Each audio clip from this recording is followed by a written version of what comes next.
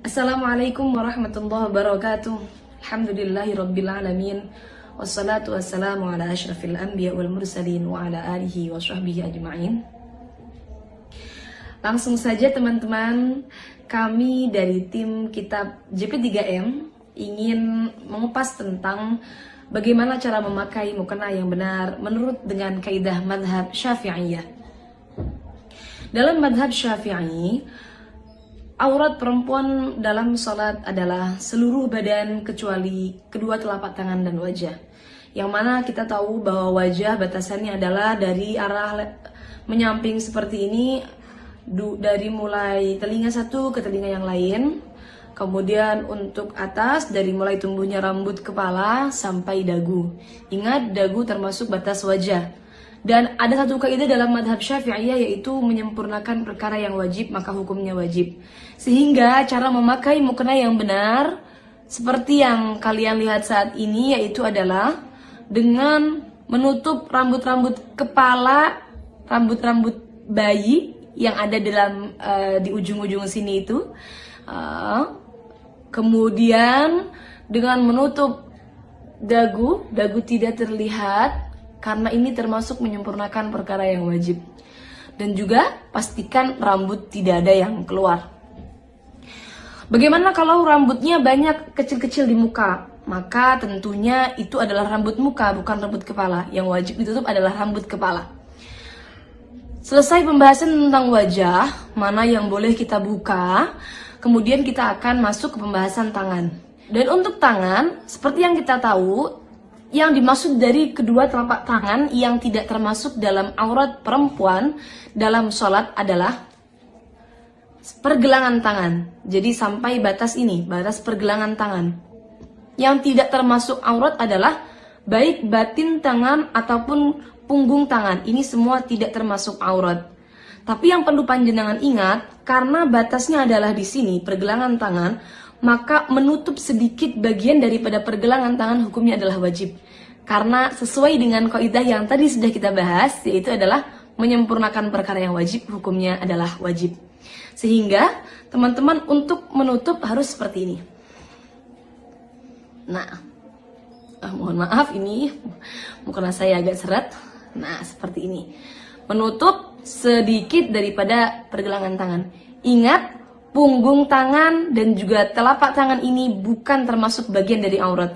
Sehingga tidak masalah bila mana punggung tangan terbuka seperti ini. Ini bukan termasuk bagian daripada aurat dalam sholat wanita. Kemudian yang perlu kita bahas selanjutnya adalah benda yang digunakan untuk menutupi aurat atau baju yang digunakan untuk menutupi aurat. Yang digunakan untuk menutupi aurat adalah sesuatu yang bisa menutup warna kulit dalam majelis berbincang-bincang, dalam majelis takhotub. Maka bagaimana batasannya? Apakah nerawang atau tidak?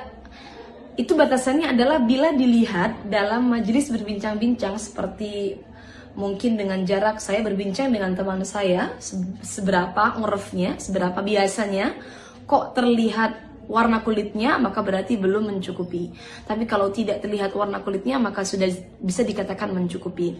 Seperti halnya mungkin mukena yang ada bordirnya, kemudian bordirnya ini agak sedikit menimbulkan bulat-bulat atau bolong-bolong kecil, maka bila mana tidak sampai memperlihatkan warna kulit dalam jarak majelis berbincang-bincang, ini tentunya tidak masalah atau tidak mengganggu keabsahan sholatnya. Dalam artian mukenanya tetap bisa dipakai untuk menutupi aurat dalam sholat. Kemudian yang perlu kita bahas lagi dalam hal menutup aurat dalam sholat adalah hal-hal yang sering terlewatkan. Yang pertama adalah longgarnya mukena, tangan mukena yang dipakai, sehingga ketika longgar, maka ini akan turun sehingga memperlihatkan pergelangan tangan yang tadi, yang mestinya tetap wajib kita tutup ya. Kemudian tidak menutup bagian dagu, biasanya menggunakan mukena seperti ini. Nah, ini memperlihatkan bagian bawah dagu, yang mana ini termasuk aurat dalam sholat. Kemudian kebiasaan yang salah adalah tembusnya rambut-rambut di belakang kepala ini. Karena perempuan biasanya rambutnya panjang, kemudian ketika digulung ke atas, maka rambutnya tembus ke mukenanya sampai keluar. Nah, ini juga perlu diperhatikan, jangan sampai tembus. Teman-teman bisa mengatasi dengan mungkin menggunakan tutup atau ikat yang sampai menutup bagian belakang, atau dengan menggunakan tutup lagi di luar mukenanya. Jadi pastikan jangan sampai terlihat dari belakang. Kemudian selanjutnya yang sering terlewatkan adalah perlu diingat bahwa batin telapak kaki itu tetap termasuk aurat perempuan dalam sholat. Sehingga ketika sholat maka pastikan ketika dalam keadaan sujud batinnya tertutupi. Ketika dalam keadaan ruku maka bagian kakinya sudah tertutupi. Jangan sampai cingkrang mukenanya. Dari seluruh keterangan yang sudah saya sampaikan tadi, yang mana diambil dari beberapa kitab bermadhab Syafi'i, maka bisa disimpulkan bahwa mukena yang paling aman untuk perempuan dalam madhab Syafi'i adalah mukena terusan. Memakai mukena terusan seperti yang saya pakai seperti ini. Kenapa? Karena ini akan menutupi aurat perempuan dari arah-arah yang wajib ditutup, yaitu dari arah atas, samping, dan juga menutup bagian bawah telapak kaki. Karena telapak kaki termasuk dalam aurat wanita. Untuk teman-teman yang menggunakan mukena potongan, maka pastikan bagian leher tidak terlihat dari arah samping. Kenapa? Karena kekurangan dalam mukena potongan adalah ketika berdiri, ketika ruku, ketika mengangkat tangan, maka bagian lehernya tetap terlihat.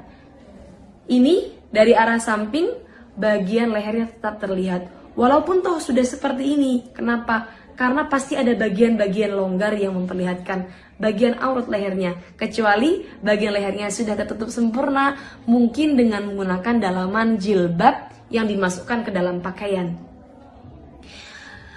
Sekian dari kami, kurang lebihnya mohon maaf. Wassalamualaikum warahmatullahi wabarakatuh.